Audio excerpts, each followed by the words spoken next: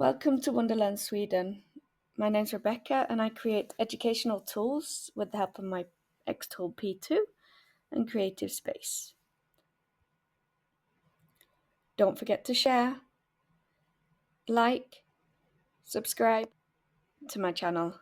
Okay, let's begin. I'm going to make a short video of the first things you need to know about Xtool's Creative Space. So this is really good for beginners, hopefully.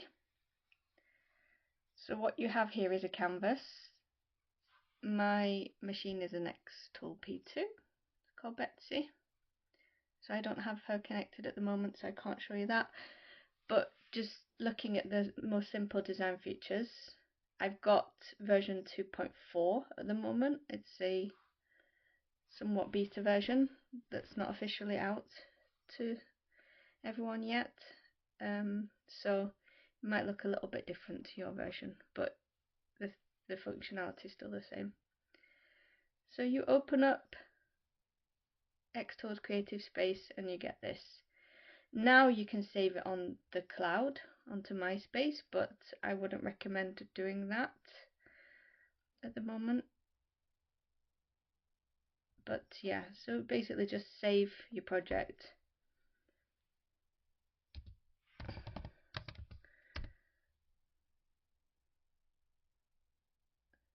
So with the cloud, it actually saves it constantly, so every single little step that you make, it saves it, which I don't think is good, and especially not if you want to have like a canvas that you're going to open up again, because I like to have working canvases and non-working canvases, so I don't want it to save the whole time.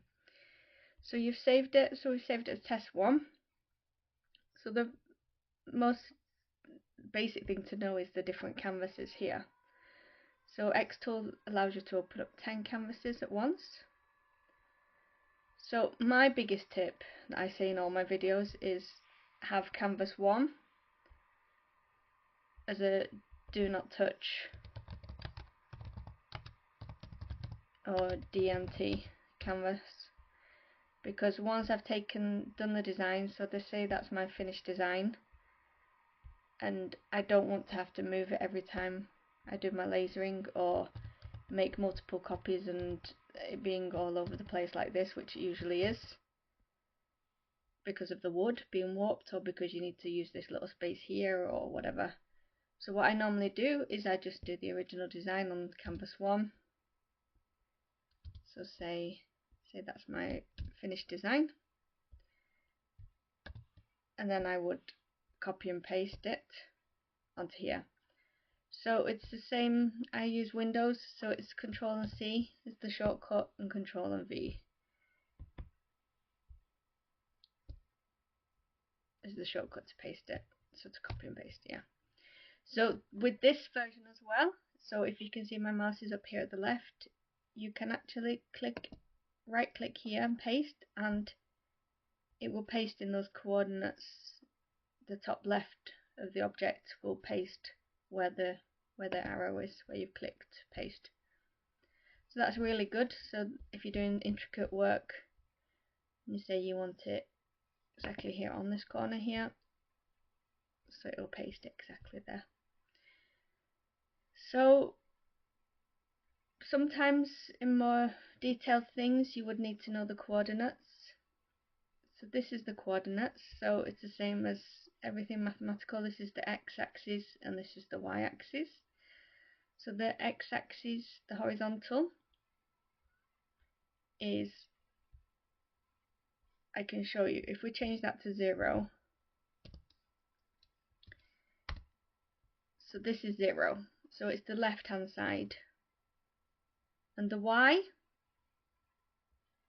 makes sense if we put it to 0, it's the top. Okay, so that's the 0, 0, which is quite complicated actually because it's negative. That doesn't actually make sense, but yeah, so that is 0. Anyway, so basic coordinates is the top left being the 0. Yeah, so if I move this up to 0 on the X, it will move all the way to the left. And if I move on to 0 on the Y, then it will move it all the way up. So you think here that this is 0, 0. So work from that. I know it's backwards, but yeah, so this is 0. You can always just imagine that it's being minus, if that makes it easier. Yeah, so you've got the coordinates, but coordinates is quite advanced, so you don't really need to know that. But I just wanted to show you the size of the board. So yeah, so I would use Canvas 2 to do my working canvas. The fact that you can't see the blue is because it's a new setting. Let me see if I can find it. Can't remember where it was. Oh, I think it was under view. Let's have a look. You guys haven't got this setting yet, but you can change the grid. So there you go. You see the blue a lot better now. So the really important thing for me is colours, knowing your colours, and just for yourself as well, just keeping the same colour in all your projects. It makes it so much easier.